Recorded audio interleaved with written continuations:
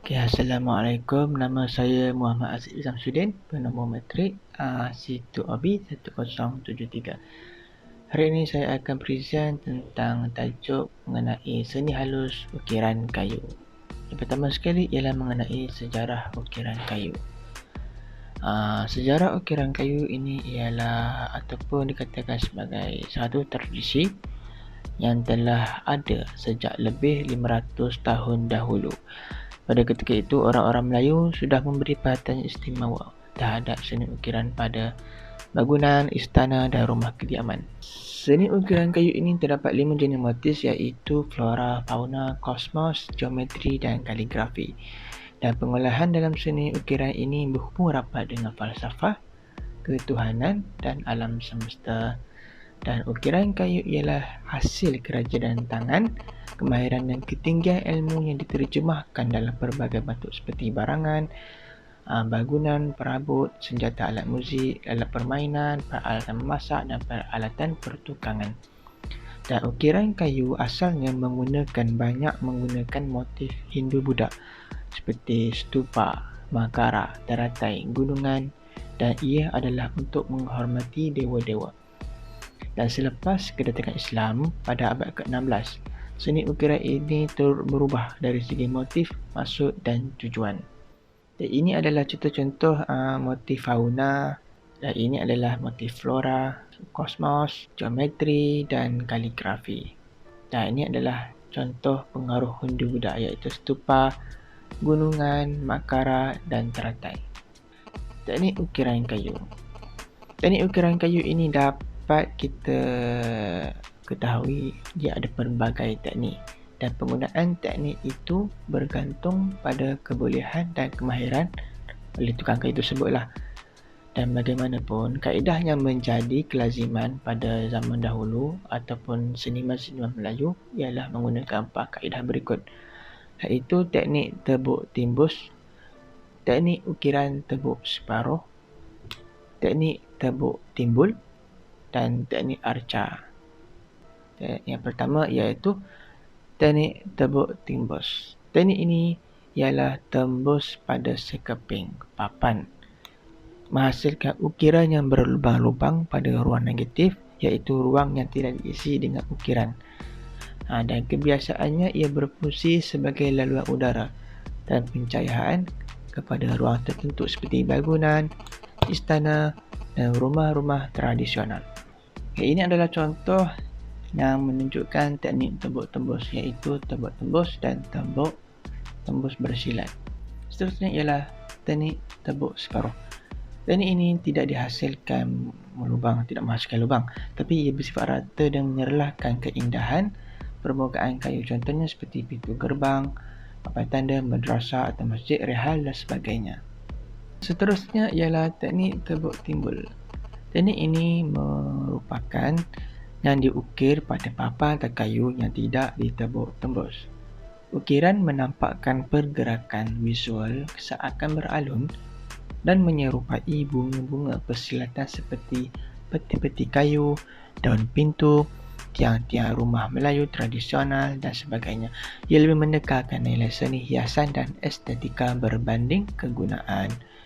Dan inilah contoh yang kita boleh lihat mengenai tebuk timbul dan tebuk timbul bersilat. Seterusnya ialah teknik ukiran arca. Ia merupakan satu teknik ukiran berbentuk 3 dimensi. Seperti yang kita boleh lihat ialah pada hulu keris dan juga kukuran. Dan ini antara contoh yang kita boleh lihat pada teknik arca pada hulu keris. Dan seterusnya adalah alatan ukiran kayu. Apa yang saya tunjuk ini adalah bukan semua jenis alatan, dan ini adalah salah satu daripadanya. Yang pertama ialah pahat. Pahat ialah alat ukir yang dibuat daripada besi yang di sebelah hujungnya tajam untuk menebuk atau mengukir kayu. Jenis pahatnya ada 3. Yang pertama pahat lurus. Pahat lurus ialah untuk membalak dan melicingkan ukiran. Pahat kedua ialah pahat kuku, iaitu membentuk dan membuat lekuk sederhana. Dan ketiga ialah pahat keruk, iaitu untuk membuat lekuk yang dalam. seterusnya ialah gergaji. Gergaji ialah digunakan untuk memotong dan membentuk lingkungan. Ia juga adalah untuk memotong bahagian kayu yang tidak diperlukan. Seterusnya ialah tukul kayu. Ia digunakan untuk mengetuk pahat semasa mengukir. Tukul dibuat daripada kayu yang keras, kuat dan mempunyai daya pantulan. Dan sekarang ni ada banyak pelbagai peralatan untuk membuat ukiran kayu. Dan sekarang ni banyak orang menggunakan tukul getah berbanding dengan tukul kayu. Dan seterusnya ialah pisau ukiran. Ia adalah digunakan untuk mengukir, untuk membuat ukiran yang tidak boleh dipahat dan digunakan untuk menyilat, membuat kemas akhir dan membuat urat.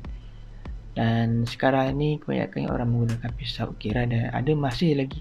Dan pada zaman dahulu orang menggunakan dikenali sebagai pisau wali. Seterusnya ialah kertas pasir. Kertas pasir ialah digunakan untuk melicinkan dan menghaluskan ukiran. Seterusnya ialah kikir.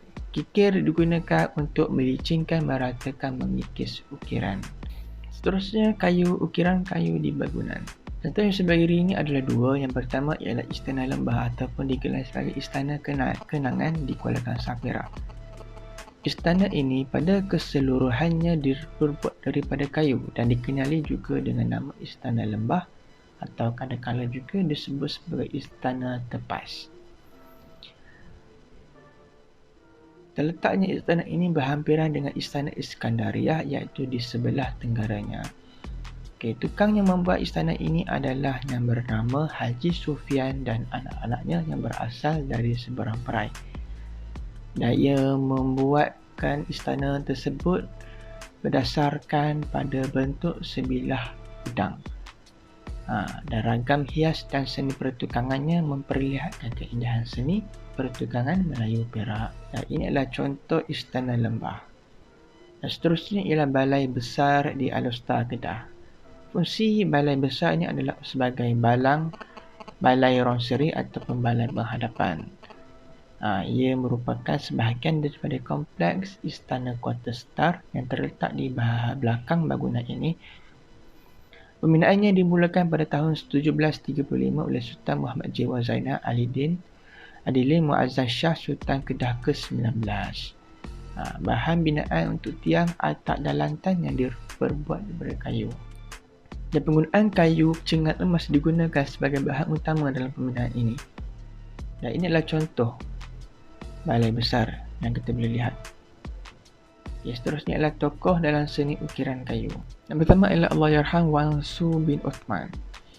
Dia dilahirkan pada tahun 1900 di Bengkalan Kubur Tumpat, Kelantan. Pada peringkat awal, beliau membuat kerja-kerja tangan seperti menghasilkan replika perahu layar, wayang kulit dan wau cantik. Dan beliau pernah menjadi johan ukiran model perahu Terengganu pada tahun 1947, 1948 dan 1949, 3 kali berturut-turut. Dan beliau juga telah menumbuhkan bengkel seni ukir Wan Su di Kampung Alur, Lintang pada tahun 1966 dan diiktiraf sebagai pengukir terbaik pada tahun 1971 oleh Muzium Negara. Banyak pertandingan yang dimasuki oleh Allahyarham Wan Su ini, dan beberapa pertandingan ialah Wau Cantik Peringkat Kebangsaan di Kota Baru, Kuala Terengganu, Sungai Petani, Kuantan dan Pulau Pinang, dan pernah menerima anugerah budaya negeri Terengganu Darul Aman oleh Kerajaan Negeri Terengganu. Dan banyak lagi, dan beliau pernah diiktiraf sebagai tokoh budaya ASEAN di Bandar Seri Begawan, Brunei Darussalam pada tahun 19 Oktober 1993 dan pernah menerima anugerah Seniman Negara ketiga pada tahun 1997. Seterusnya ialah tokoh Wan Mustafa bin Wan Su atau dikenali sebagai Wan Po. Beliau dilahirkan pada 5 Mei 1939 di Terengganu. Telah berkecimpung dalam bidang seni ukiran selama lebih 40 tahun dan mewarisi kemahiran mengukir daripada ayahnya, Wan Su bin Wan Osman. Ini anak dia pula. Dan tadi kita terangkan tadi adalah ayah dia dan ini adalah anaknya yang merupakan pengukir tersohor. Wan Su ni yang tadi saya terangkan yang merupakan Bukit Soho Negara dan juga adik guru kraf ukiran Melayu. Beliau juga merupakan pengasas galeri ukiran kayu yang dikenali sebagai Balai Seni Whampoa. Mempunyai 30 orang pengukir mahir dan separuh mahir. Dan Balai Seni Whampoa turut memberi peluang pekerjaan kepada anak-anak muda setempat. Bila memberi bimbingan tujuan ajar kepada pengukir muda yang berminat dalam seni ukiran tradisional. Dan beliau dilantik sebagai salah seorang pengkaji istilah bahasa bagi bidang ukiran oleh Dewan Bahasa dan Pustaka berdasarkan kemahiran dan kepakaran yang dimiliki. Dan beliau pernah dilantik sebagai adigiri kraf ukiran kayu tradisional oleh Kraf Tangan Malaysia pada tahun 2007. Okey, itu saja daripada saya. Sekian, terima kasih.